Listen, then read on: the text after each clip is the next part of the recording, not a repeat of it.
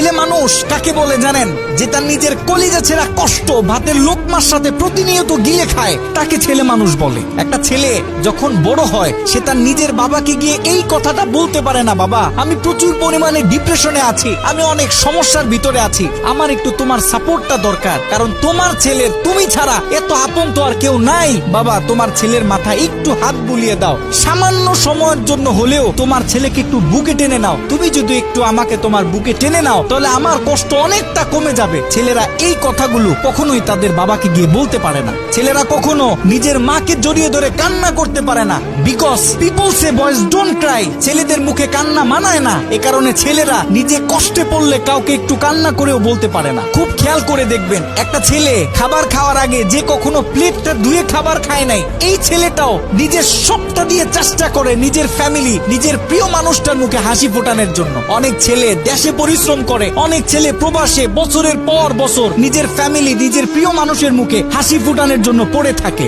দিন শেষে ছেলেদের মুখে হাসি ফোটানোর মতো কাউকে পাওয়া যায় না। আমি মনে করি boys are the best actor in the world. এই পৃথিবীতে ছেলেরা হচ্ছে সব থেকে বড় অভিনেতা, কারণ ছেলেরা নিজেদের বুকে হাজারো লক্ষ কষ্ট পুঁতে রেখেও মুখে হাসি নিয়ে চলে, কারণ সে জানে আজকে আমি যদি ভেঙে পড়ি তাহলে আমার পুরো ফ্যামিলিটা অস্তিত্বহীন হয়ে যাবে।